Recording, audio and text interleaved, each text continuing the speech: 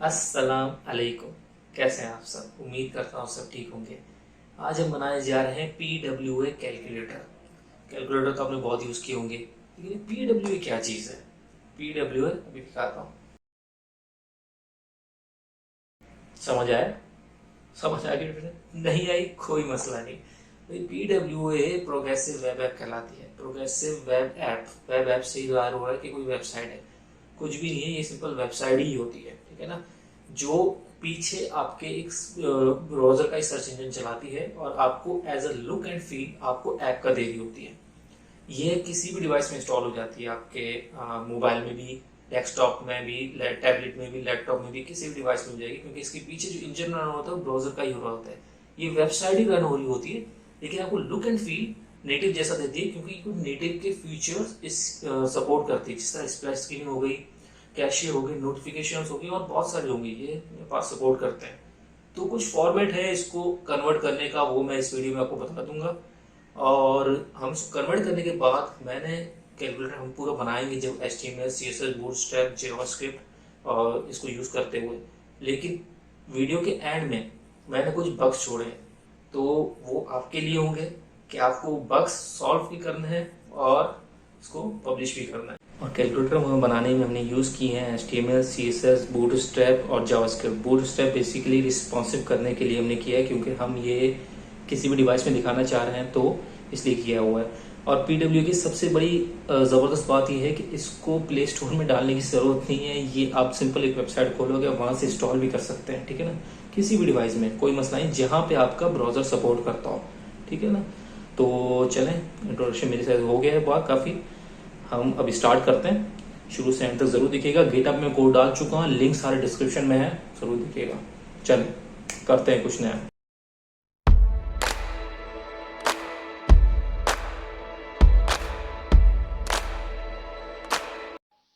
चलें स्टार्ट करते हैं। सबसे पहले विजुअल स्टूडियो कोड खोलते हैं और उसके अंदर एक फोल्डर बना देते हैं।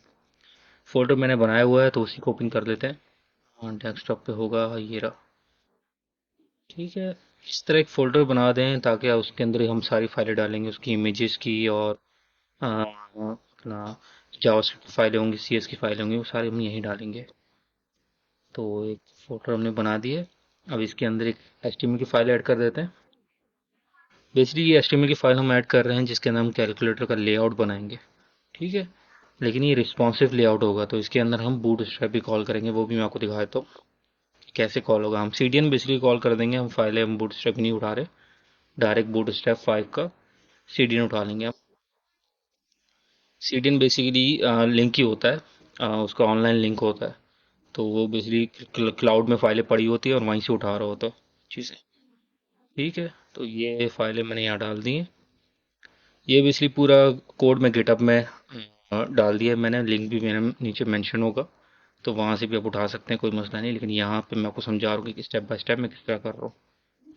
रिस्पॉन्सिव लेआउट बनाने के लिए हमने बूटस्ट्रैप यूज़ की है। बूटस्ट्रैप बेसिकली क्या होती है? Bootstrap responsive layout responsive websites बनाने के लिए काम आता है। इसके अंदर बिल्ट इन CSS क्लासेस होती हैं जो हमें हेल्प करती हैं रिस्पॉन्सिवनेस में। अभी देखिए कंटेनर की क्लास यूज़ कर रहा हूँ, ये बूटस्ट्रैप की क्लास है। ये बेसिकली सेंट्रलाइज कर देता है, साइडों से पैडिंग लगी है तो सेंट्रलाइज कर देता है आपके रैपर को। और उसके बाद रॉ की क्लास होती है, ये हम मेंशन कर देते हैं यहाँ पे। रॉ की क्लास बेसिकली क्या होती है? आपका पूरा ग्रिड 100% बेसिकली कवर कर रहा होता है, ठीक है। अच्छा, कैलकुलेटर हम जब बनाने जा रहे हैं हमें सबसे पहले बनाने हैं बटन्स, ठीक है ना। हम बटन बना लेते हैं, रिस्पॉन्सिव बटन बना लेते हैं ताकि किसी भी लेआउट में अपने आप को एडजस्ट कर ले। तो याद रखें, हम प्रोग्रेसिव वेब ऐप बनाने जा रहे हैं तो उसके लिए हम एक रिस्पॉन्सिव लेआउट बनाएंगे और इसको फिर हम यहाँ पे किसी भी ऐप में हमारे सही दिखे, मोबाइल में भी डेस्कटॉप में भी, तो उसके लिए हम बूटस्ट्रैप यूज़ कर रहे हैं। अच्छा, कोई भी कैलकुलेटर होता है उसके कुछ ऑपरेटर होते हैं, ठीक है ना। एडिशन अर्थमेटिक उसके बटन्स होते हैं, प्लस का हो गया, माइनस का हो गया, ये सारे बटन। तो इनको मैं क्लास दे देता हूँ ऑपरेटर की। Button boot BTN bootstrap class होती है, कॉल 3 भी बूटस्ट्रैप क्लास है, ठीक है ना। और ये data value basically data attribute कहलाता है, इसके थ्रू हम वैल्यू गेट कर सकते हैं। आप डेटा डैश वैल्यू भी कर सकते हैं, डेटा कुछ भी कर सकते हैं, लेकिन डेटा लाजमी होना चाहिए लिखा हुआ। इसके थ्रू मैं जावास्क्रिप्ट के थ्रू वैल्यू गेट करूंगा इसके अंदर। तो वो भी मैं आपको स्टेप बाय स्टेप बताता रहूंगा। पहले हम बटन सारे बना देते हैं, इसका लेआउट बना देते हैं, और उसके बाद फिर हम इस पे करेंगे। चलिए, हमें परसेंटेज का हो गया। सीई बेसिकली वो सेट कर देता है, रीसेट कर देता है आपके उसको, वैल्यूज को। उसके बाद ये डिवीजन का आ गया, और डिवीजन के बाद मल्टीप्लिकेशन भी लिख लेते हैं। नहीं, ऊपर डिलीट डिलीट कर लीजिए। डिलीट बेसिकली वही बैक स्पेस वाला काम करता है। ठीक है। अभी देखिए रॉ ऐड की है मैंने कहा भाई एक ग्रिड, एक पूरी रॉ ऐड कर दो। ऐसे ही मैं चार पांच रॉ जितनी आप ऐड करना चाहें आप कर सकते हैं, ठीक है ना।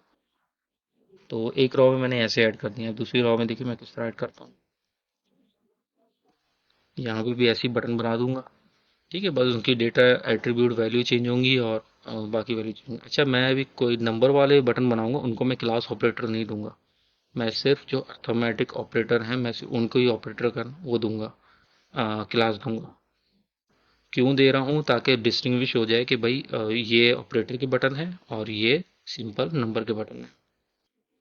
ठीक है। स्टेप बाय स्टेप इसको फॉलो करते रहिएगा। कोड पूरा मैंने रखा हुआ है, और इसके अंदर जितनी भी परफॉर्म है आप कर सकते हैं। और वीडियो के एंड में मैं आपको कुछ टास्क भी दूंगा, वो आपके लिए हैं। सही ना, कुछ वैलिडेशंस होंगे, कुछ टास्क होंगे, और इस लेआउट को कितना बेहतर बना सकते हैं वो आप, मैं आपको सिंपल इसकी नॉर्मल फंक्शनैलिटी बता दूंगा किस तरह होती है, और एक दो तीन कॉम्प्लेक्स फंक्शनैलिटी मैं खुद भी कर लूँगा, ताकि आपको थोड़ा हेल्पफुल हो कि किस तरह कोडिंग होती है इसमें। ठीक है, ये तो मेरे बटन बन गए भाई। कितने बन गए, चार ही बन गए, और सेवन एट नाइन, और यहाँ पे मल्टीप्लिकेशन का साइन आ जाएगा। ठीक है। अभी उसके बाद मेरा आएगा सिक्स वाली सीरीज भी है, उसके बाद वन वाली सीरीज भी है। तो ऐसे तकरीबन मेरी चार रॉ बन जाएंगी। ठीक है। इसी को, इसी स्टेप को फॉलो करते रहिएगा। अब मैं आपको लेआउट भी दिखा दूंगा, लेकिन अभी इसी को फॉलो करते रहें। आप अपने हिसाब से बना सकते हैं कैलकुलेटर, कोई इशू नहीं है। आप अपना एस्टीमेट लेआउट बना दें पूरा, कोई इशू नहीं। बूट स्टेप नहीं यूज़ कर रहे, कुछ और यूज़ कर रहे हैं, CSS की मीडिया की यूज़ कर रहे हैं, वो भी कर सकते हैं आप यूज़। इसमें कोई इशू नहीं है। हमारा मकसद है इसकी फंक्शनैलिटी पे फोकस करना। तो फंक्शनैलिटी हम मैं आपको बता दूंगा किस तरह फंक्शनैलिटी कैलकुलेटर की चलती है। जावास्क्रिप्ट के कौन कौन से फंक्शन है जो हम यूज़ करके इसकी फंक्शनैलिटी को बेहतर बना सकते हैं।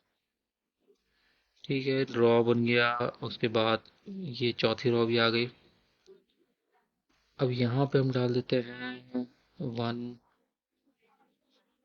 उसके बाद टू डाल देते हैं यहाँ पे, थ्री यहाँ डाल दिया। अच्छा सॉरी, मैंने कहा था चार रॉ आएंगे, चार नहीं आएंगे, पांच आएंगे। इसके नीचे भी एक आएगी रॉ।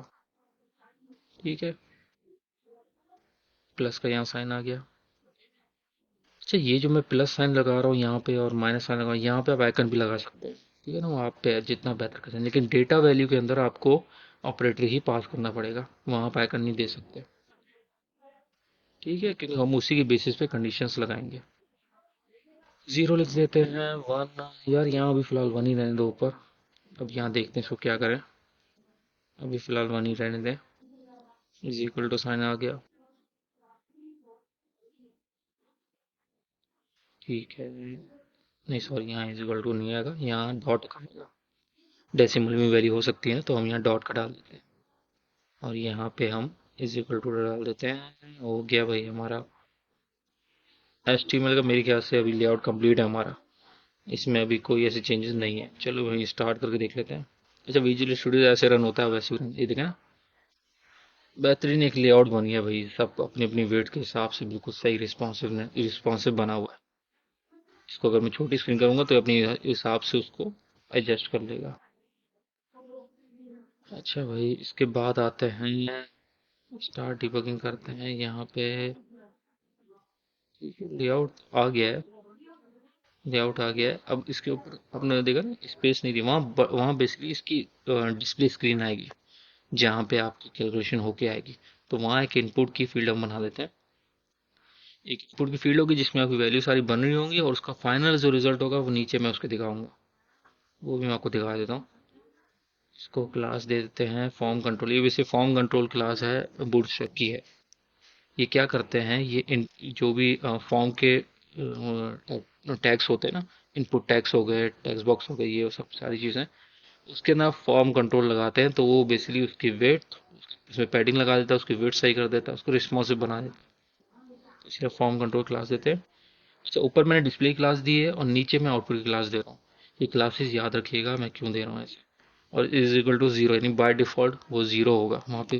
कैलकुलेटर में आपके जीरो ही शो कर रहा होता बाय डिफॉल्ट। तो हम बाय डिफॉल्ट जीरो शो करा, ये देखिए बाय डिफॉल्ट जीरो आ गया। ये इनपुट बॉक्स आ गया।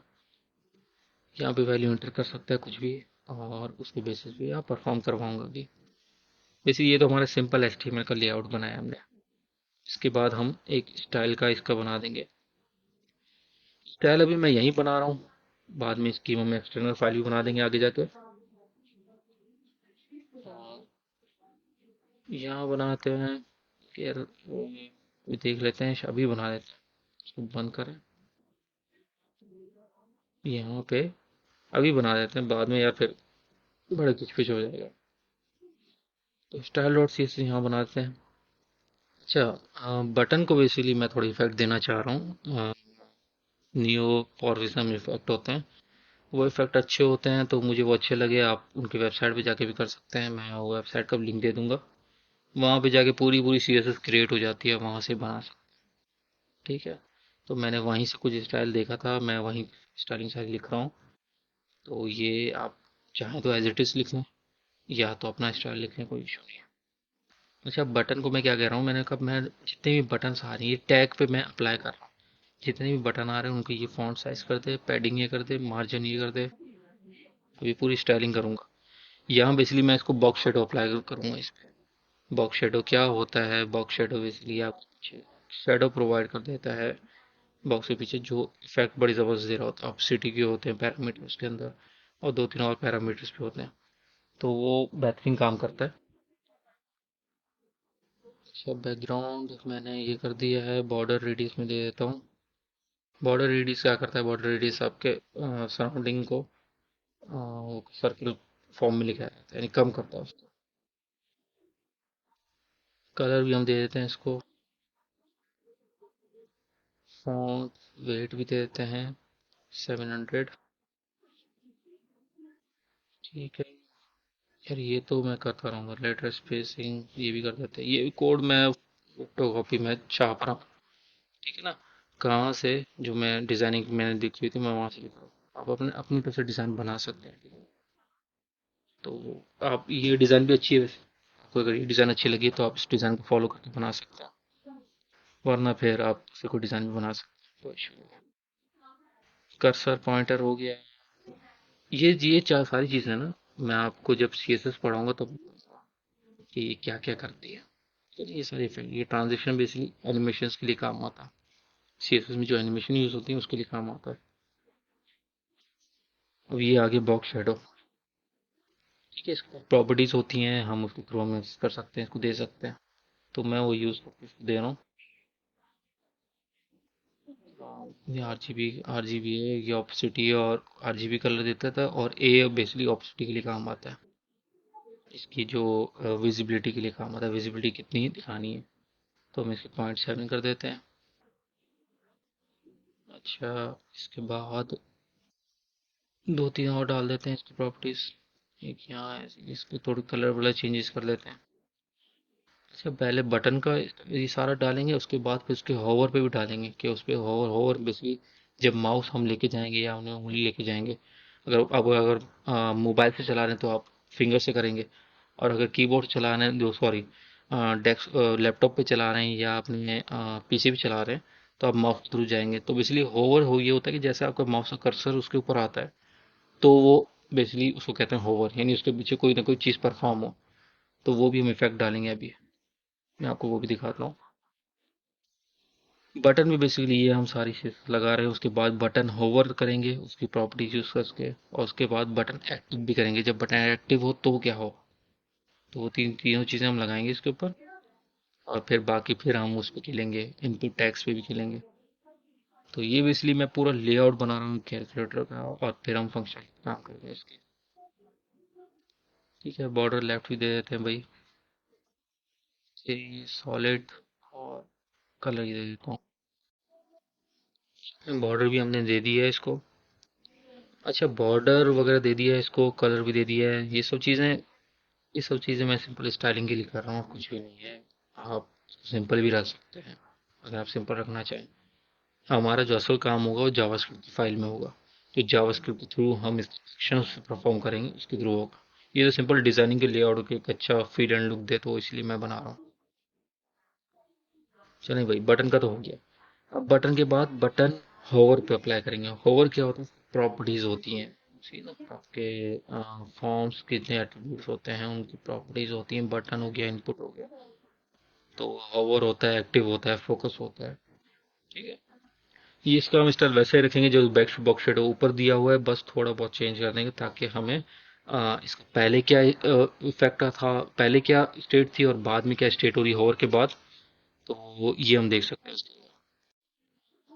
अच्छा, इसमें थोड़ी बहुत चेंजेस करेंगे ताकि हमें इफेक्ट नजर आ जाए कि पहले पहले क्या स्टेट थी और अब क्या स्टेट है। ठीक है, चलें भाई, ये ज़्यादा चेंजेस नहीं करते, बस ये टू टू कर देते हैं इसको। सिक्स था, हम टू कर दे रहे हैं। ओके भाई, टू ये हो गया।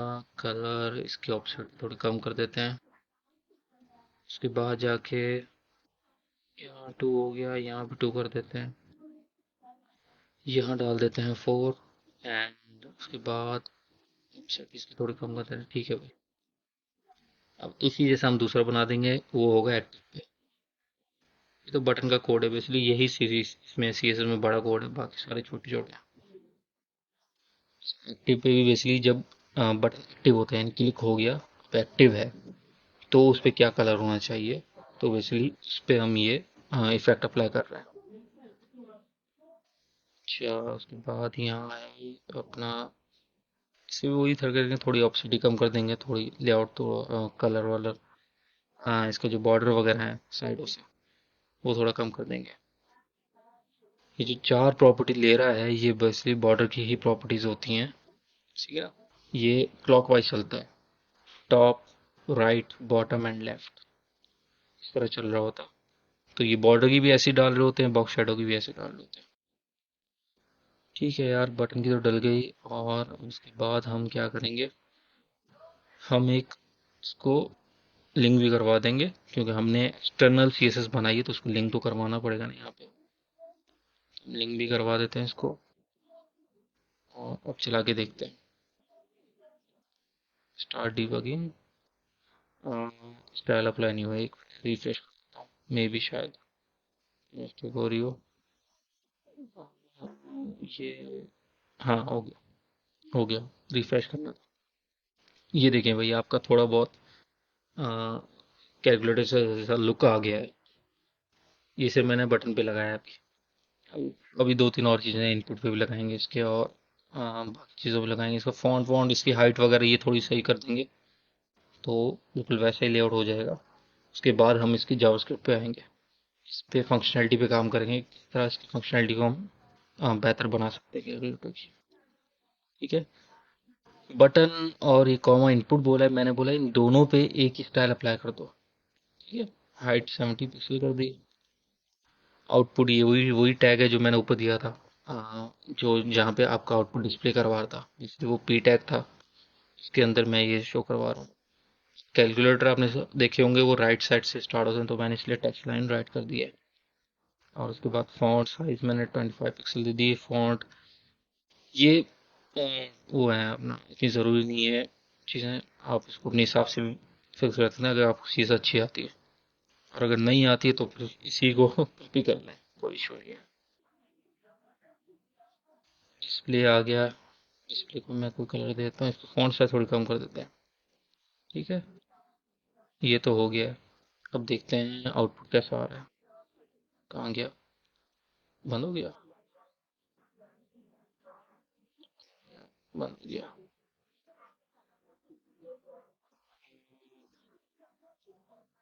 ये बहुत टाइम लगा रहा है, 1 मिनट, इसको बंद कर देते हैं।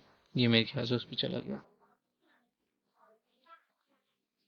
नहीं खोल रहा है ये, इसको बंद कर देते हैं हम, डायरेक्ट वहीं से खोल लेते हैं, इस फोल्डर में जाके वहां से रन कर देते हैं।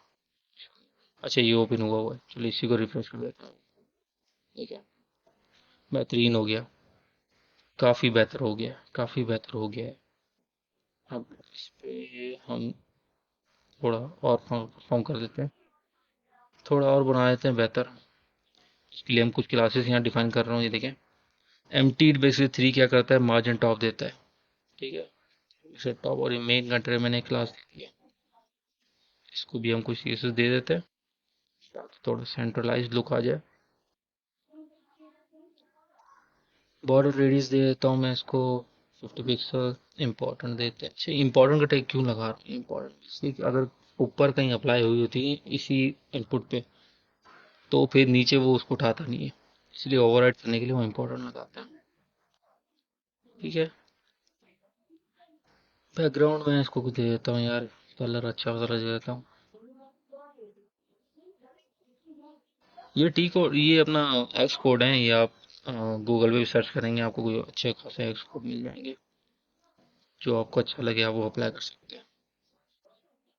और मज़े की बात है, मैं इसमें कलर पिकर भी लगाऊंगा, आप उसे, वो भी बेहतरीन चीज़ है, वो भी आप दिखेगा कि किस तरह हम डायनेमिक कलर चेंज कर सकते हैं अपने कैलकुलेटर का। वो आप किसी भी अपनी थीम में भी अप्लाई कर सकते हैं।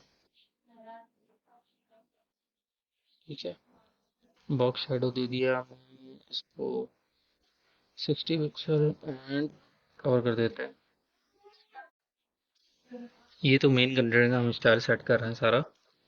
पैडिंग भी दे देते हैं, परसेंटेज वाइज भी दे सकते हैं, पिक्सल वाइज भी दे सकते हैं। परसेंटेज बेसिकली थोड़ा स्क्रीन के हिसाब से, परसेंटेज के हिसाब से दे देते हैं।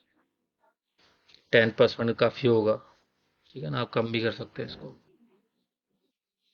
अच्छा, उसके बाद ये तो हो गया। अब मैंने कहा था ना ऑपरेटर के बटन है, आप उस पर भी दे सकते हैं। अच्छा, मैंने बटन डॉट ऑपरेटर लिखा है, आप सिंपल ऑपरेटर भी लिख सकते हैं, कोई इशू नहीं है इसमें, क्योंकि ऑपरेटर क्लास है वो। और वो जितने भी ऑपरेटर लगे होंगे उन पे मैं डिफरेंट क्लास दे रहा हूँ, और थोड़ा उसका कलर वलर भी चेंज कर दूंगा, तो वो थोड़े डिफरेंट नज़र आएंगे, तो अच्छी बात है। क्या, कलर मैंने वाइट कर दिया। अब देखते हैं, बेहतरीन हो गया, और कुछ लेआउट नज़र आ रहा है, सही है। ये देखिए ना, होवर पे ये इफेक्ट दिखा रहा है जो मैंने वहां पे ऊपर अप्लाई किया था। ठीक है भाई, अब इनपुट पे दे देते हैं। इनपुट पे दे देते हैं बैकग्राउंड कलर ब्लैक, ये ब्लैक का कोड है। और इस पे बॉर्डर नन कर देते हैं, और इस पे कुछ यार फॉन्ट भी इसको थोड़ा सेट कर देते हैं। कलर बेसिकली वाइट कर देंगे क्योंकि बैकग्राउंड मैंने इसको ब्लैक कर दिया है। अब लुक वाइज अच्छा देगा। यहाँ पे आ जाते हैं, इसको रिफ्रेश करते हैं। हाँ, इफेक्ट आ नहीं रहा, एक मिनट यार, इम्पोर्टेंट लगा देते हैं। हाँ नहीं, वे नहीं लगाया। मैंने कहा था ना इम्पोर्टेंट किस लिए लगाते हैं, बेसिकली इनपुट टैग का अपना जो बैकग्राउंड कलर होगा वो वाइट होता है बाय डिफॉल्ट, उसको ओवरराइड करने के लिए हमने ये लगा दिया। चलिए भाई, बेहतरीन आ गया। चलिए, ये तो बेहतरीन हो गया। मेरे ख्याल से सी एस एस इतनी सही है। इसके बाद उसको स्टार्ट कर देते हैं।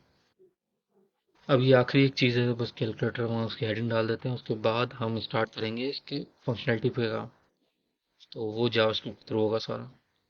जावास्क्रिप्ट क्या होता है? जावास्क्रिप्ट बेसिकली आपकी जितनी भी फंक्शनैलिटी वाइज चीज़ें होती हैं वेबसाइट में, वो जावास्क्रिप्ट थ्रू हैंडल कर रही होती है। जैसे आपको फॉर्म से कुछ चीज़ उठानी है, या कुछ चीज़ सेट करवानी है, या डायनेमिकली कोई वैल्यू चेंज करनी है, या गेट करनी है, या कहीं भेजनी है सर्वर साइड, तो बेसिकली जावास्क्रिप्ट उसके लिए यूज़ हो रही होती है।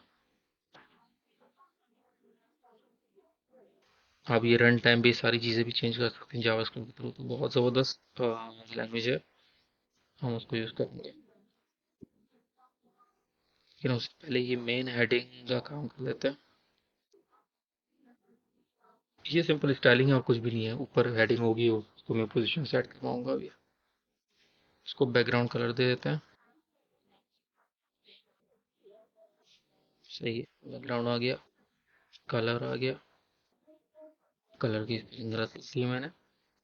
और उसके बाद अब ये, अब सही है। ठीक है, मैंने कहा बैकग्राउंड इसका थोड़ा वाइट टाइप, नहीं वाइट नहीं सॉरी, थोड़ा क्रीम टाइप है, और इसका कलर ब्लैक कर दो, बॉर्डर रेडियस कर दो। 10 पिक्सल टॉप दे रहा हूँ, फिर 10 पिक्सल राइट दिया है, 0 पिक्सल मैंने बॉटम भी दिया है, 0 पिक्सल लेफ्ट में दिया है। ये देखिए किस तरह ये लगता है, ये भी आप देख लें। ये मैंने क्यों दिया, पोजीशन रिलेटिव दी है मैंने, टॉप से ऊपर आएगा पोजीशन रिलेटिव, मतलब कि जहाँ पे है वहीं से इसको, इसकी पोजीशन आगे पीछे होगी। आ नहीं रहा, एक मिनट यार देखता हूँ। आ गया, आ गया भाई। चल देर, ठीक है। ये सिंपल हेडिंग डाली थी ये, अब मेरी ख्याल से सारी हो गई फंक्शनैलिटी। अब हमें कुछ नहीं करना चाहिए, अब हमें एक नई फाइल बनानी चाहिए। स्क्रिप्ट के अंदर बेसिकली आप नाम कुछ भी रख सकते हैं, बट डॉट जेएस की फाइल होनी चाहिए, बस ये ध्यान में रखिएगा।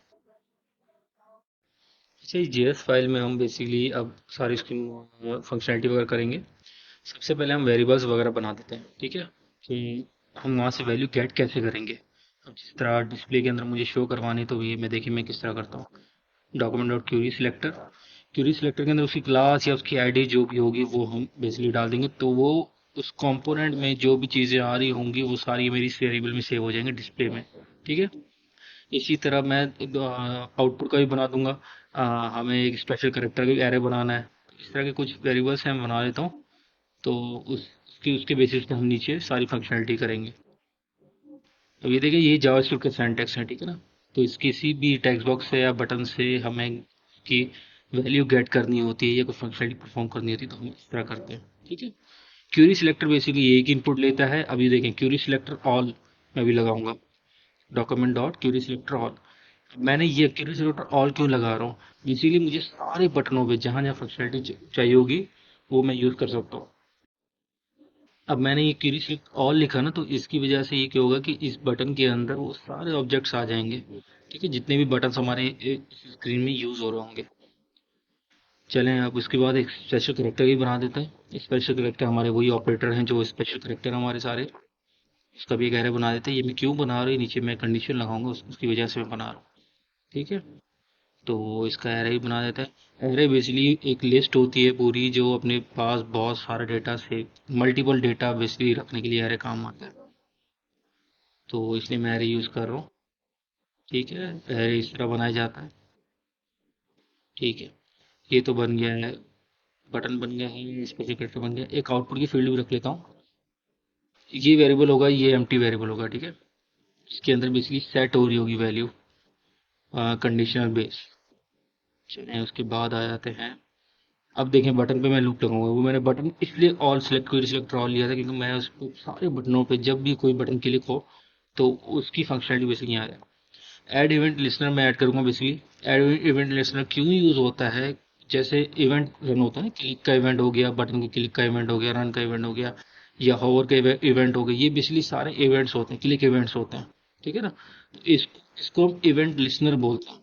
तो इसलिए अब मैं बोल रहा हूँ कि भाई ऐड इवेंट लिसनर, कौन सा इवेंट लिसनर ऐड करो, क्लिक का, ठीक है। तो अब जो भी बटन क्लिक होगा, मैं कह रहा हूँ कि जो बटन क्लिक हो उसकी करंट बटन जो क्लिक हो रहा है उसकी वैल्यू मुझे ला के दे दो, ठीक है। यहाँ देखेंगे कैलकुलेट। ये कैलकुलेट क्या चीज़ है, ये कैलकुलेट हमारा फंक्शन है, ये हमारा अपना बनाया हुआ फंक्शन है, ठीक है ना। बाकी ये जो लिख रहा हूँ ना ई डॉट टारगेट, ई बेसिकली इवेंट को वेरीफाई करता है, ठीक है ना। इवेंट डॉट टारगेट यानी जिस टारगेट को मैं हिट कर रहा हूँ उसका डेटा सेट की वैल्यू ला के दे दो मुझे। वहाँ मैंने लिखा था ना डेटा, डेटा डैश वैल्यू, तो बेसिकली वो ये करता है। इसलिए मैंने वहाँ पे डेटा वैल्यू सेट करवाया था कि वहाँ से वैल्यू गेट कर सकूँ। अब देखिए ये इसके अंदर बेसिकली वो बटन्स आ जाएंगे जो मैं क्लिक करूँगा, और ये मेरा अपना कस्टम फंक्शन है। यहाँ लिख लेता हूँ, यहाँ कुछ भी लिख लें, बटन वैल्यू मैं लिख ले रहा हूँ, ठीक है ना, क्योंकि वहाँ से पैरामीटर पास हो रहा है तो मैं यहाँ से उसको गेट करने के लिए ये एरो फंक्शन इस तरह लिखा जाता है। आप एरो फंक्शन नहीं बनाना चाह रहे, सिंपल फंक्शन बनाना चाह रहे हैं, वैसे भी बना सकते हैं, कोई इशू नहीं है। चलिए सबसे पहले कंडीशन लगा देते हैं, ठीक है। अच्छा कंडीशन से पहले ही चेक कर लेते हैं, सबसे पहले चेक कर ले क्या वैल्यू आ भी रही नहीं आ रही क्लिक पे, या मेरी कंडीशन तो कोई गलत नहीं है। चलिए इसको चेक कर लेते हैं चला के। ये रिफ्रेश करता हूँ और यहाँ देखिएगा कहाँ गया। अच्छा इसकी फाइल तो कॉल ही नहीं की, एक मिनट। जैसे जैसे स्टाइल की फाइल आपने लिंक करवाई थी ऐसे स्क्रिप्ट की फाइल भी लिंक करवानी पड़ेगी क्योंकि ये एक्सटर्नल हम जावास्क्रिप्ट कर रहे हैं, ठीक है। एक्सटर्नल सारा हमने कोड लगाया हुआ है तो उसको लिंक करवाना पड़ेगा। ठीक है भाई, ये यहाँ पे हो गया स्क्रिप्ट। ठीक है, लिंक हो गया है। अब हम चला के देखते हैं कि परफॉर्म कर भी रहा है या नहीं कर रहा। नहीं हो रहा है, कोई गड़बड़ है। चेक कर लेते हैं, कोई इशू नहीं है। यहाँ पे सिंटेक्स वाइज तो कोई गड़बड़ नहीं है यार। यहाँ पे देख लेते हैं, स्क्रिप्ट नाम तो सेम है।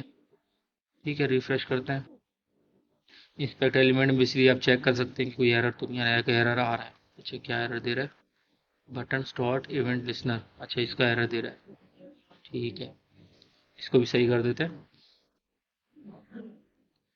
अच्छा सॉरी, मैंने कहा था मैं लूप लगाऊंगा लेकिन लूप मैंने लगाया ही नहीं है। चलिए ठीक है ठीक है।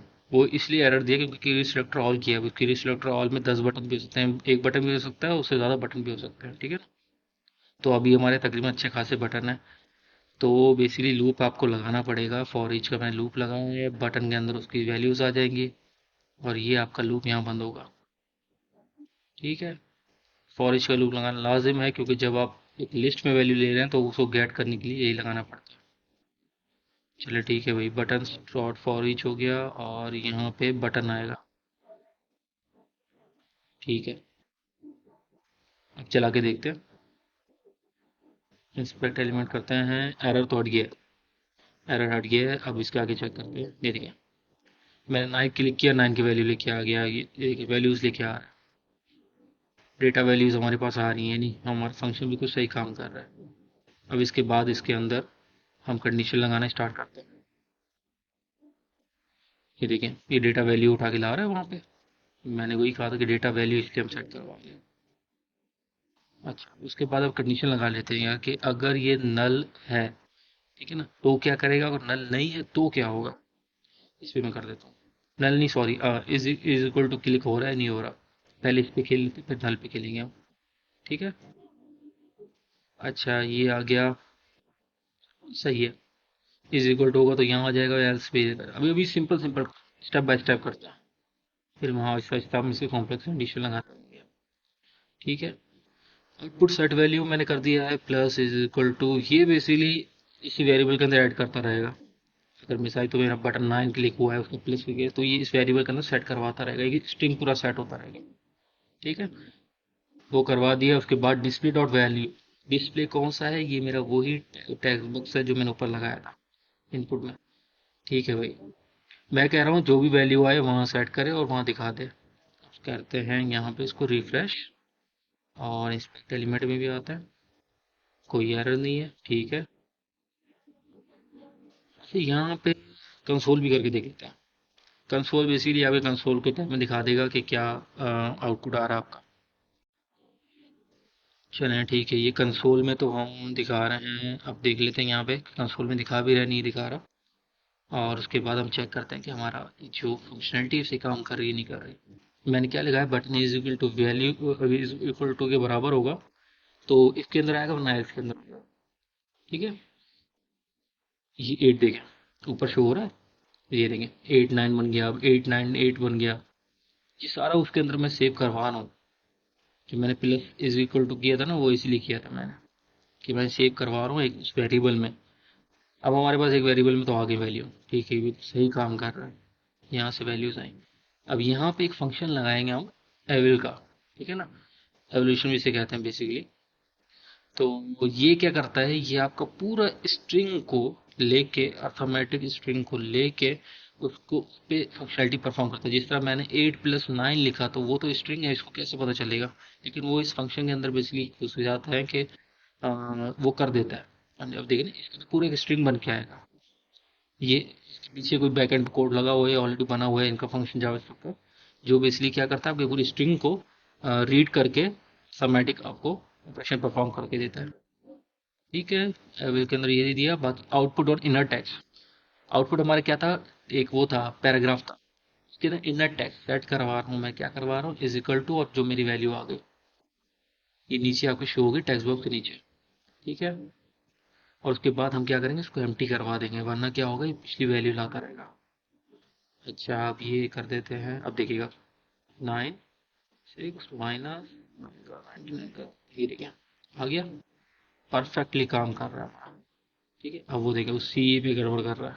ठीक है, उसको मैंने कंडीशन लगाई नहीं है, वो तो जाहिर सी बात है ऐसे काम करेगा। उस पर भी कंडीशंस लगा देते हैं, मसला नहीं है। ठीक है, ये अभी इस पे कंडीशन लगाते हैं। नॉर्मल नॉर्मल आपकी फंक्शनलिटी चल रही है। ठीक है, अब इस पे थोड़ा काम करते हैं हम, कि ये सी का जो बटन है, ये डिलीट का बटन है, इसमें कैसे काम करेगा ये सारा भी हम देखते हैं। अच्छा, ये डॉट जो वैल्यू है बेसिकली, इस पे हम एक कंडीशन लगाएंगे, रिप्लेस कर दे। परसेंटेज वाइज कोई वैल्यू आएगी ना तो रिप्लेस कर देगा। ये एक फार्मूला होता है इसका अपना, ये आप लिख लेंगे फार्मूला। मैंने भी ये फार्मूला देखा था कहीं से, तो मुझे फार्मूला सही लगा था, तो मैंने इसको फॉलो किया। ठीक है भाई, ये तो हो गया। अब इफ के बाद हम एल्स इफ लगा रहे हैं, मैंने कहा था अभी कंडीशन समझ आनी है। तो इसके बाद हम क्या करेंगे, सी ई पे लगा देंगे। सी ई पे क्या होता है, आपका पूरा कैलकुलेटर रीसेट हो जाता है। ठीक है, तीन इक्वल टू इसलिए लगाते हैं क्योंकि ये स्ट्रिंग मैच करवाने के साथ डेटा टाइप भी मैच करवाता है। ठीक है, ये तीन स्ट्रिंग इसलिए लगते हैं। अच्छा, मैं अब क्या कह रहा हूँ, डेटा डॉट वैल्यू, ये इनपुट बॉक्स उसको भी खाली कर दे। मेरा जो इनर टैक्स है उसको भी खाली कर दे। उसको जीरो कर दे, खाली नहीं करे। राइट, वरना वो आ जाएगा। ये ऐसे कर दे, ये सेट कर दे। ठीक है, उसके बाद जाके हम अपना आउटपुट सेट वैल्यू इसको भी एम्प्टी कर देंगे। ये हमारा बेसिकली रीसेट पे काम था।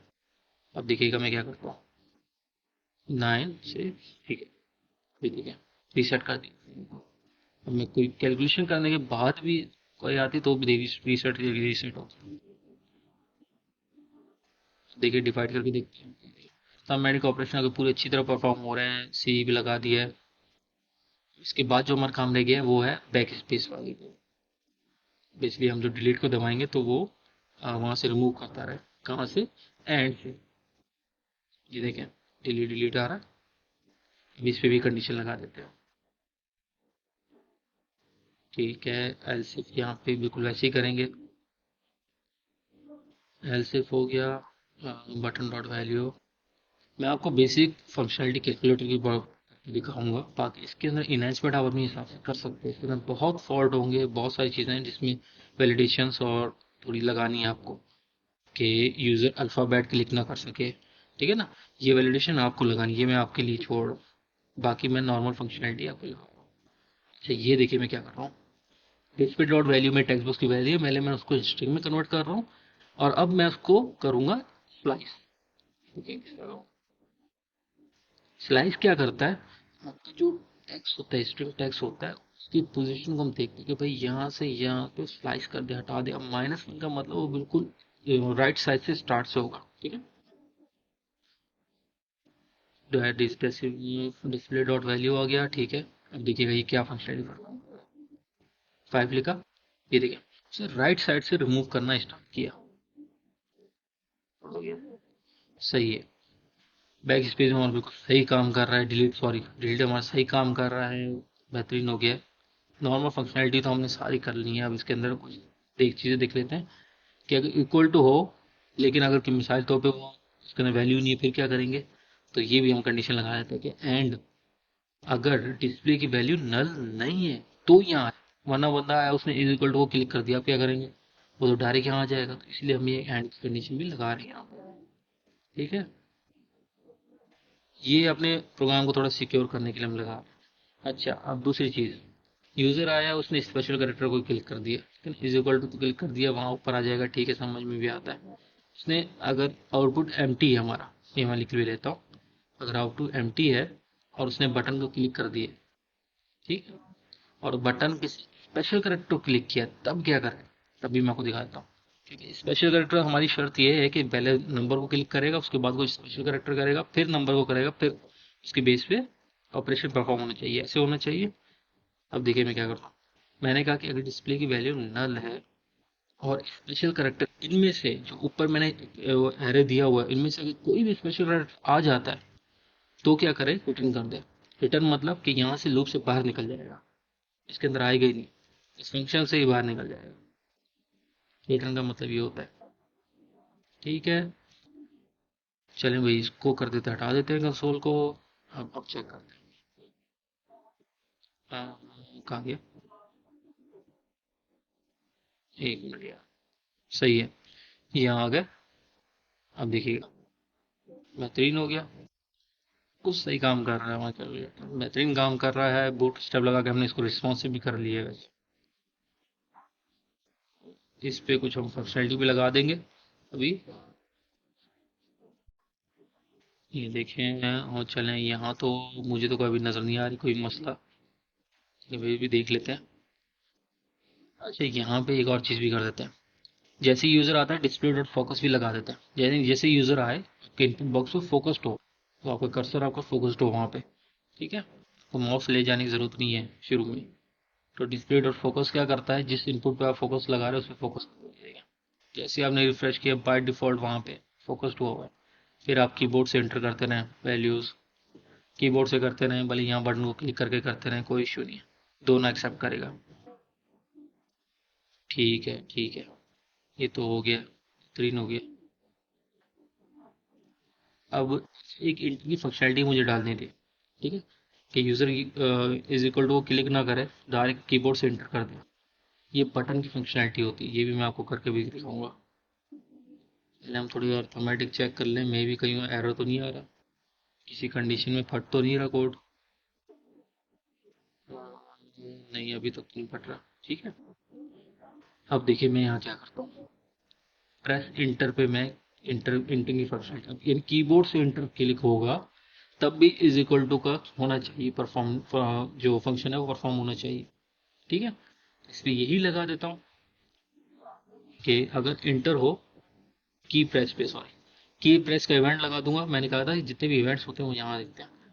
की प्रेस पे बेसिकली मैं फंक्शन कॉल करवा लूंगा अपना, कौन सा, ये कैलकुलेट वाला फंक्शन।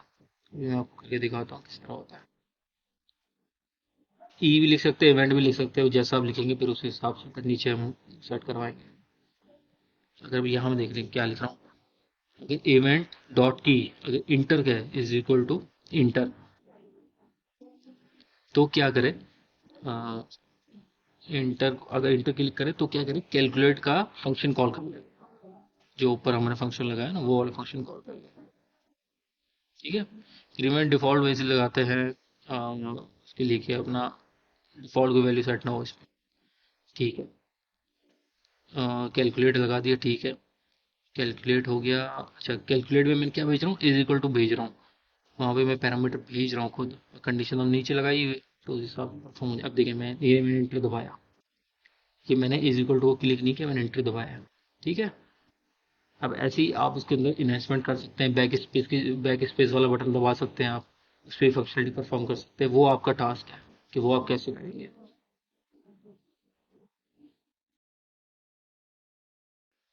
ये तो हमने कर लिया था, अब देखते हैं छोटी मोटी कुछ चीज़ें हैं वो हम करके देखते हैं। ठीक है, जिस तरह यहाँ पे ये बटन लगाया हुआ है इसको हटा देते हैं, और उसके बाद यहाँ इसको थोड़ा बढ़ा देते हैं, ठीक है ना, बड़ा अजीब लगेगा। तो ये कुछ चीज़ें करते हैं, और इसके बाद डिलीट की जगह पे इसका आइकन भी लगा देंगे। अभी देखते हैं ये कैसा दिख रहा है। ठीक है भाई, ये सही दिख रहा है, सही है, ये तो सही आ रहा है। अभी यहाँ पे हम एक कलर पिकर लगाएंगे।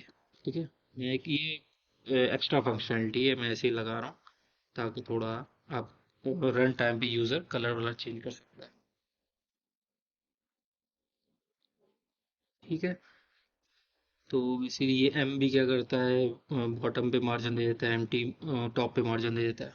तो हम एक कलर पिकर की हेडिंग डाल देते हैं, और यहाँ एक कलर पिकर बना देते हैं। एचटीएमएल कलर पिकर बेसिकली होता है, ये एचटीएमएल का डिफॉल्ट होता है। देखिए ना, मैंने टाइप कलर कर दिया ना, तो ये एचटीएमएल का डिफॉल्ट कलर पिकर है। ठीक है, अब गोल हमारा ये है कि यहाँ से हमें वैल्यू गेट करनी है। देखिए मैं आईडी दे रहा हूँ ना, ये आईडी मैं इस पर्पज़ के साथ दे रहा हूँ, क्लास भी दे सकते हैं, आईडी भी दे सकते हैं, कोई इशू नहीं है। इसका भी वही जावास्क्रिप्ट में वैसा ही क्यूरी सिलेक्टर बनेगा, वहाँ से वैल्यू गेट करेंगे, और ये देखें आ रही है। अब ये जो कलर सिलेक्ट करेगा बिजली वो गेट करके मुझे ये कैलकुलेटर का अपना बैकग्राउंड कलर ये मुझे चेंज करना है। ठीक है, तो आप इससे कुछ भी चेंज कर सकते हो, मैं सिंपली फंक्शनलिटी कर रहा हूँ कि मुझे वो चेंज करना है। अब वो मैं चेंज करके देखते हैं। यहाँ पे टेक्स्ट सेंटर, ठीक है, टेक्स्ट सेंटर कर देते हैं। ठीक है, टेक्स्ट सेंटर आ गया, ओके, सही है, सही है, ये तो सही चल गया। अब इसके बाद इसकी फंक्शनलिटी पे आते हैं, आ गया। यहाँ पर ठीक है, यहाँ आ गए क्यूरी सिलेक्टर। अब ऐसे ही क्यूरी सिलेक्टर एक बना देंगे, सिंपल सा क्यूरी सिलेक्टर इसका, हमारे कलर पिकर का। तो वहां से हम उसकी आईडी से उसकी वैल्यू गेट कर देंगे और वो वैल्यू दिखाएंगे, वो वैल्यू से हम इसका डायनेमिक बैकग्राउंड चेंज करेंगे कैलकुलेटर का। ये देखिए, कलर का एक वेरिएबल ले लिया, आईडी दे दी, क्लास भी दे सकते हैं, आईडी भी दे सकते हैं, कोई इशू नहीं है। सही है, इसको मैं कलर पिकर बोल देता हूँ ताकि थोड़ा डिफ्रेंशिएट हो जाए। अच्छा, उसके बाद अच्छा, ये क्यूरी सिलेक्टर ऑल नहीं होगा, क्यूरी सिलेक्टर होगा क्योंकि हम एक वैल्यू लेके आ रहे हैं। ठीक है, उसके बाद हमें ये भी लेके आनी है, हमें किसकी चेंज करनी है, हमें वो भी लेके आना है। तो मैं मेन कंटेनर की चेंज करना हो तो उसका भी मैं एक क्यूरी सिलेक्टर बना दूंगा जिससे हम उसकी वैल्यू गेट कर सकते हैं। अब देखिए मैं किस तरह करूंगा। ये ऑन चेंज भी चलेगा, ऐड इवेंट लिस्नर लगेगा लेकिन वो चेंज वाला लगेगा, क्लिक वाला नहीं लगेगा। कि जैसे वो चेंज हो और यहाँ पे रिफ्लेक्ट हो जाए इस सेक्शन के अंदर। ठीक है, ये आ गया यहाँ पे कलर पिकर। कलर पिकर के बाद नीचे आते हैं, यहाँ कलर पिकर सेलेक्ट करते हैं, यहाँ चेंज कर देंगे, बिल्कुल वैसा ही है बस थोड़ा वो चेंज है। ठीक है, और यहाँ पे हम अपना फंक्शन बना देंगे नया। यहाँ पे कैलकुलेट की जगह हम एक नया फंक्शन अपना बना लेंगे जिसके थ्रू हम चेंज करते रहेंगे। तो चेंज कलर का मैं बताता हूँ, ये बेसिकली हम यहाँ से क्या टारगेट वैल्यू सेट कर रहे हैं, टारगेट डेटा डेटा वैल्यू नहीं सिलेक्ट कर रहे हैं। ठीक है, ठीक है, ये हो गया। उसके बाद हम वही फंक्शन को कॉपी कर लेते हैं, वही फंक्शन किस तरह बनता है ऊपर से ही कॉपी कर लेते हैं और इसको यहाँ बना देते हैं। अब कैलकुलेटर की जगह यहाँ आ गया, कैलकुलेट की जगह ये चेंज कलर आ जाएगा और इसके अंदर हम अभी अलर्ट लगा के चेक करते हैं कि भाई किस वैल्यू दिखा क्या रहा है। इसको हेक्स कोड दिखाना चाहिए लाजिम, क्योंकि कलर पिकर से जो डिफॉल्ट वैल्यू दिखाता है वो हेक्स हेक्स कोड दिखाता है। ठीक है ना, सी से ना तीन टाइप के कोड होते हैं, ये मैं आपको बता दूंगा। एक हेक्स कोड होता है, आरजीबी होता है और आरजीबी होता है बेसिकली। अलर्ट करके देखता हूँ, और अलर्ट के साथ साथ हम ये लगा भी देते हैं, main container style dot style dot background colour, background background colour. ये बेसिकली आपका जो भी कंपोनेंट होता है उसका बैकग्राउंड चेंज है, कोई भी स्टाइलिंग अप्लाई करने के लिए इस तरह करते हैं। स्टाइल का ऑब्जेक्ट है, उसके अंदर बैकग्राउंड के बेसिक प्रॉपर्टीज हैं, मैंने उसके अंदर चेंज कर दिया, मैंने उसको बोल दिया कि चेंज कलर इसको दे दे। ठीक है, अब जो भी हेक्स कोड होगा वो डायनेमिक वहां सेट हो रहा होगा, देखिएगा किस तरह होगा। यहाँ पे आते हैं, रिफ्रेश करते हैं, अब देखिए सिलेक्ट करते हैं, यहाँ पे आए, ये देखिए अलर्ट भी दिखा दिया हेक्स कोड, ये देखिए सेट हो गया, बेहतरीन हो गया। कोई भी कलर पिकर आप चूज कर सकते हैं, उस हिसाब से चेंज कर सकते हैं। ये बेसिकली एक डेमो था कि इस तरह कर सकते हैं, अब इस तरह और भी फंक्शनलिटी कर सकते हैं इसकी। आप इसका बैकग्राउंड चेंज करना चाहते हैं, बैकग्राउंड का कर लें, कैलकुलेटर का नहीं करना चाहते तो बेसिकली आपको बॉडी को क्लास ही आईडी देनी पड़ेगी, या सिंपल बॉडी के टैग से भी आप कर सकते हैं। तो अब ये तो मैंने कर दिया, अभी मेन हेडिंग को भी कर लेते हैं, क्योंकि मेन हेडिंग में भी अलग कलर दिया हुआ है। मेन हेडिंग को भी यही फंक्शनलिटी अब सेम टू सेम उसके नीचे परफॉर्म करेंगे। कहाँ पे, यहाँ पे, बाकी कोड बिल्कुल सेम होगा। ठीक है, ये हो गया। यहाँ पे इसको रिफ्रेश करते हैं, कलर भी का चूज करते हैं, ये होना चाहिए, नहीं पड़े, सॉरी सॉरी। ये बेसिकली जो कैलकुलेटर है ये स्पैन के अंदर डला हुआ है, ये पूरे उस पर नहीं है, तो मुझे स्पैन स्पैन के अंदर लगाना पड़ेगा। ऐसे लिख के देखते हैं, मे भी सेंटेक्स शायद ऐसा ही हो, मैं सेंटेक्स थोड़ा भूल चुका हूँ इसका, करके देखते हैं। एक मिनट है, नहीं ये नहीं है। चले हम एक काम करते हैं, उसको कोई क्लास वगैरह दे देते हैं, स्पैन को कोई क्लास दे देते हैं ताकि फिर उसी के थ्रू गेट कर लेंगे, मसला नहीं है। मेन हेडिंग स्पैन कर दूंगा मैं इसको, तो इसके थ्रू हम इसकी वैल्यू गेट कर सकते हैं। ठीक है, यहाँ गए, यहाँ मेन स्पैन हो गया, ये हो गया, उसके बाद नीचे आए। और ठीक है, बाकी चीज़ें सेम है, कोई मसला नहीं। यहाँ गए, कैलकुलेटर खोला, अब चेंज करके देखते हैं, अब चेंज होना चाहिए। नहीं अभी भी नहीं हुआ। एक मिनट, क्या मैं मिस्टेक कर रहा हूँ, मैं देख लेता हूँ। यार मैं सही है मेरे ख्याल से। यहाँ अच्छा, यहाँ से इम्पोर्टेंट हटाना पड़ेगा। मैंने इम्पोर्टेंट लगाया हुआ है, वो हटा देता हूँ वो भी। इम्पोर्टेंट जब लगाते हैं तो ऑब्वियसली इसकी प्रायोरिटी हाई हो जाती है, फिर वो उसको चेंज करता है, लेकिन वो प्रायोरिटी इसकी हाई करता है। इसको इम्पोर्टेंट को हटा देते हैं। ठीक है, अब करके देखते हैं। यहाँ गए हैं और हमने सेलेक्ट किया। दैट्स इट, हो गया, ग्रीन हो गया। अब इसका कलर भी चेंज कर सकते हैं, अंदर का वो फॉन्ट भी चेंज कर सकते हैं, जो भी चेंज करना चेक कर सकते हैं डायनामिकली। ठीक है, ये बेसिकली मेरा मकसद था आपको बताना कि डायनामिक किस तरह चीज़ें चेंज होती हैं। कलर पिकर बेसिकली ऐसे ही मैंने फ़ोन के लिए लगा दिया है। इसमें बहुत सारी चीज़ें आपको सीखने को मिलेंगी, डायनामिकली किस तरह इवेंट में ऐड होते हैं, किस तरह स्टाइलिंग चेंज हो सकती है हमारी। ये भी हमने इसमें कवर कर लिए। कुछ चीज़ें हैं जो छोटी मोटी चीज़ें हैं वो हम कवर करते हैं यहाँ पे आगे जाके, कि ये डिलीट की जगह बेसिकली बैक स्पेस का वो आ जाए, आइकन आ जाए। और कुछ वैलिडेशंस हैं वो हम लगा देते हैं। बाकी वैलिडेशन मैं आपके लिए छोड़ रहा हूँ कि आपको करनी होंगी। ठीक है, ये चलें हम करते हैं ये। अच्छा, बाकी चीज़ें हो कर ली हमने। अब कुछ चीज़ें हैं, जिस तरह ये बेसिकली मैंने आइकन उठाया है अपना फ्लैट आइकन से। तो वहाँ से आप उठा सकते हैं, ऑनलाइन बहुत सारी वेबसाइट से वहाँ से आइकन आप उठा सकते हैं। मैंने तो ये उठा लिया है। अब इसको रीनेम, नहीं रीनेम तो कर दिया, ठीक है। अब सिंपल इसको यहाँ को दिखा देते हैं। और DL अच्छा नहीं लग रहा था।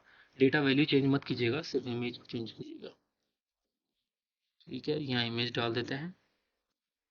और तो इसमें कोई मेरे ख्याल से काम नहीं करना मुझे। ठीक है, देखिए अच्छा लग रहा है। अब लुक, ये लुक एंड फील अब मैं बना रहा हूँ इसकी। बाकी हम फंक्शनलिटी इसमें कर चुके हैं। सिर्फ इसको लुक एंड फील बना रहा हूँ। क्या हो गया, ये नहीं, आ गया। अब देखें, बैक स्पेस सही काम कर रहा है हमारा। ये डिलीट का बटन हो गया। अभी आगे हम दूसरा काम करते हैं। अच्छा, ये कंडीशन लगानी है कि डिस्प्ले वैल्यू अगर नल नहीं है तो यहाँ है। ठीक है ना, ये भी हम कंडीशन लगाएंगे।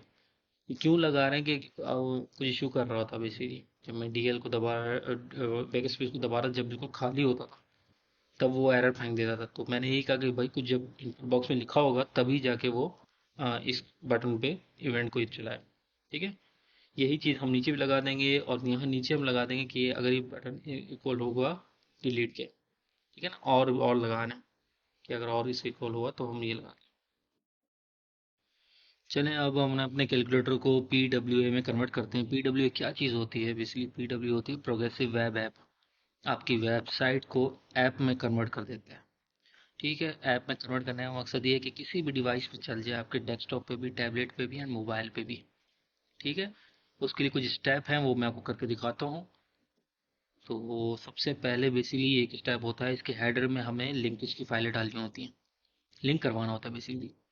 तो जो फाइलें हैं, जैसे मैनिफेस्ट की फाइल होती है, मैनिफेस्ट की फाइल में आपके सारे नाम वगैरह ये सारी चीज़ें आ रही होती है, आइकन वगैरह। ठीक है, और ये देखें, ये मेरे आइकन अभी मैं डालूंगा, ठीक है ना, फोल्डर। ये मेरे आइकन बनाए हुए, स्प्लैश स्क्रीन का आइकन हो गया, इसके जो ऐप के आइकन होते हैं वो आ गए। ये सारे मैं शो करवाता हूँ। और ये देखें, ये कोड है वैसे सर्विस वर्कर, हम इसमें एक्टिवेट करवाते देखते हैं कि सर्विस वर्कर इसमें है या नहीं है। ठीक है, तो ये कुछ चीज़ें हैं। ये सर्विस वर्कर की फाइल होती है बेसिकली, ये भी मैं आपको दे दूंगा। ये सारा कोड गिटअप में डाला हुआ है। ठीक है, ये आपकी ऐप को बिल्कुल एज अपना वेब ऐप को पूरी एक ऐप की तरह लुक वाइज कर देता है। तो इसके अंदर कुछ फीचर होते हैं, स्प्लैश स्क्रीन होती है इसकी, कैशे मेमोरी, नोटिफिकेशन वगैरह, ये बहुत सारी चीज़ें होती हैं जो नेटिव ऐप के अंदर भी होती हैं। तो ये चीज़ें भी हम प्रोग्रेसिव ऐप में एक्सेस कर सकते हैं। ठीक है, ये तो अपने सर्विस वर्कर, ये कुछ फाइलें हैं। इमेज के अंदर बेसिकली हमारे सारे इसके आइकन वगैरह डाले हुए हैं मैंने। मैनिफेस्ट के अंदर बेसिकली इसके मैं बता रहा हूँ फाइल का नाम, ये वो, और आइकन मुझे कौन से दिखाने हैं, ये कुछ चीज़ें। ठीक है, और इस पेज का नाम मुझे index.html में करूँगा, क्योंकि देखें जब भी आपकी ऐप रन होती है वो बाय डिफ़ॉल्ट जिस पेज को एक्सेस करती है वो इंडेक्स का पेज होता है। ठीक है, ये देखें सर्विस वर्कर की फाइल थी। इसके अंदर मैंने ये जितनी भी फाइलें हम यहाँ देख रहे हैं ना, ये सारी मुझे यहाँ दिखानी होती हैं फाइल। तो उसके बाद ही ये सही तरह प्रमाण। ये देखें, ये कैशे का कोड आ गया।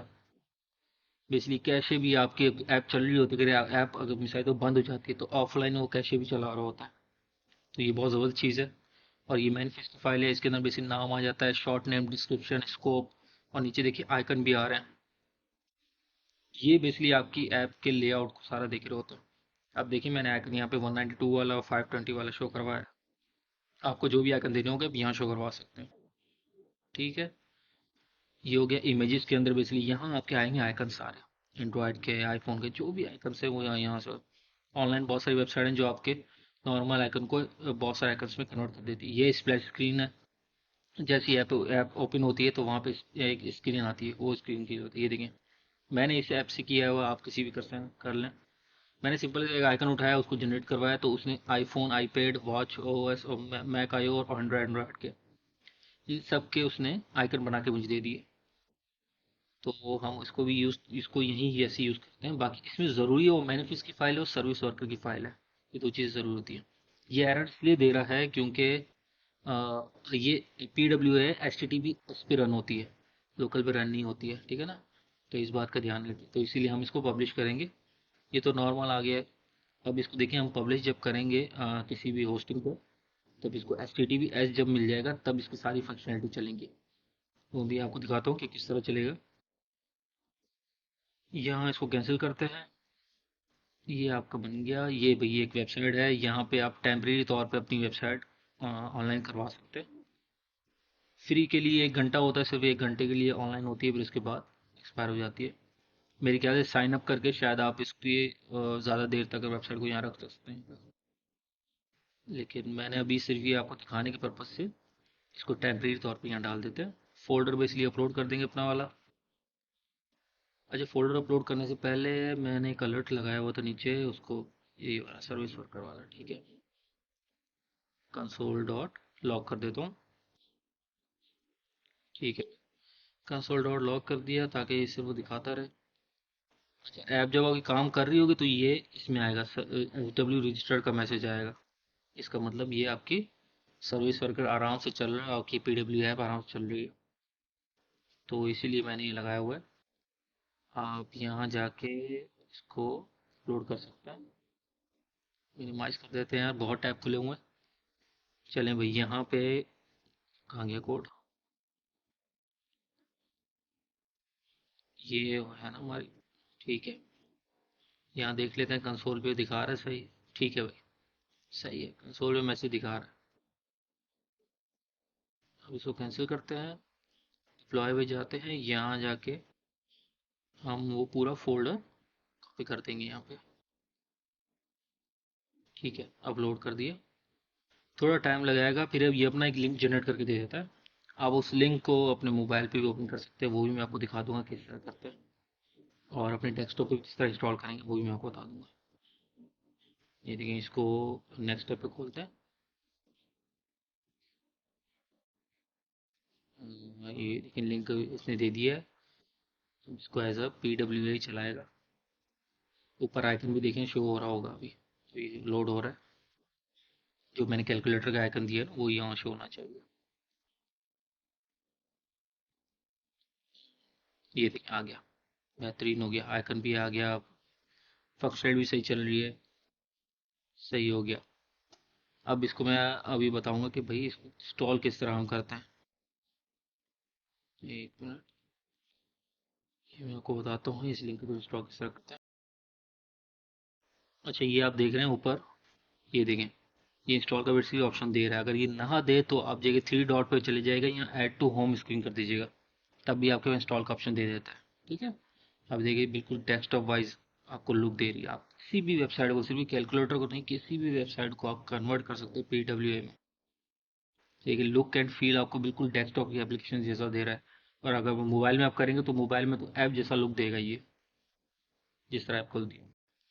ये मैं आपको ये बता रहा हूँ कि मोबाइल में किस तरह करते हैं। ये वही अपना जो यूआरएल है उसको कॉपी करके यहाँ पेस्ट कर दें, और ये जब लिंक ओपन होगा, अब देखिएगा, ये देखिए इंस्टॉल का ऑप्शन पहले ही आ गया।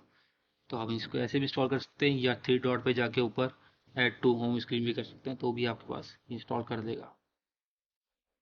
ये देखिए अभी इंस्टॉल हो रहा है। और इसको आप सेंड भी कर सकते हैं किसी को, ये एपीके वाइज सेंड होता है किसी को, ठीक है ना। आप किसी को भी करेंगे तो वो एपीके ही सेंड होगी उसको। तो ये बहुत ज़बरदस्त फीचर है कि आप इसको किसी भी डिवाइस पे चला सकते हैं, इसीलिए मैंने रिस्पॉन्सिव बनाई थी बेसिकली ये सारी, इसलिए बूट स्टैक करके मैंने रिस्पॉन्सिव बनाई थी और उसकी पीडब्ल्यू में कन्वर्ट कर दिया। अब ये आपका एक रिस्पॉन्सिव कैलकुलेटर हो गया जो किसी भी डिवाइस पर रन हो सकता है।